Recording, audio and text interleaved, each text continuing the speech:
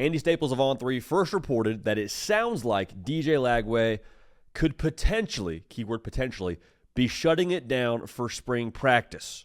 So if you're a Florida fan, it's not great news, but how bad of a deal is that? How big of a deal is that? Is probably the better question that we should be asking here.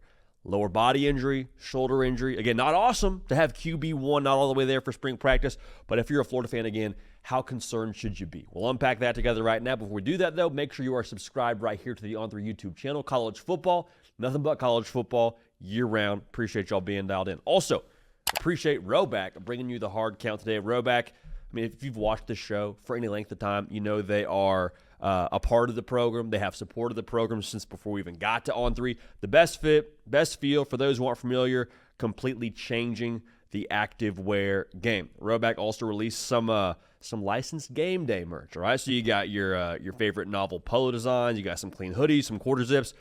For whatever you need for your favorite school, Roback more than likely has got you covered. So use code JD, just those two letters, no periods, JD on Roback.com for a generous 20% off for all new customers through the end of this week. That's spelled RHOBACK.com, 20% off all performance polos, shorts, and more with code JD. So I know Gainesville's weather's probably starting to get a little more toasty, but Roback, they got you covered, so get locked in.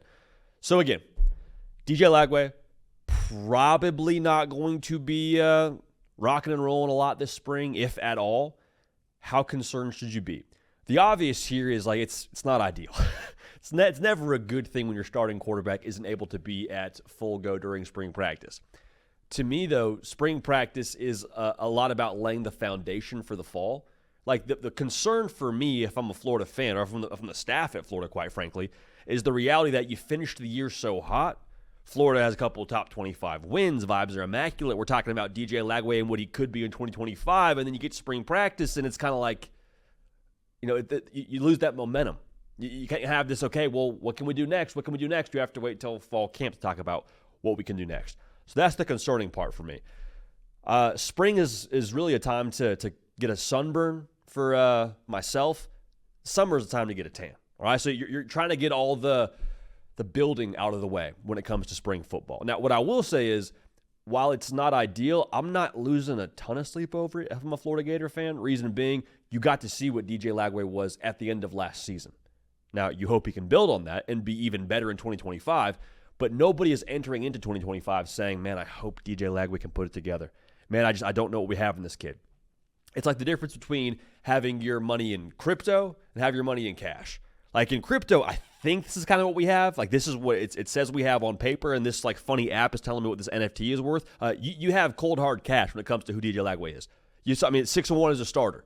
Was out there hooping at the end of last season. You know what you're getting, and it's not hypothetical, which to me is really encouraging if I'm a Florida Gator fan. Now, the real work that I think is going to define Florida in 2025, a lot of that to me is going to happen during summer and fall camp. Reason being, you got some new faces. We told you, Florida feels like they hit with all their true freshman wide receivers from Nashawn Montgomery to Dallas Wilson to Vernell Brown, and also in J. Michael Sturdivant. They feel like that was they feel like that was a home run via the transfer portal, a big-time wide receiver coming over from UCLA. Big body. They've been impressed with him. Those guys right now, I'm assuming now, I don't have this without a shadow of a doubt, I'm assuming those individuals that are new to Florida's football program are getting up to speed within the playbook. So the reason why I'm not overly concerned about how they're going to progress from spring to fall to all the games actually happening throughout the course of the season, I would assume that those players, the new players I mentioned, are still probably getting up to game level speed during practice right now.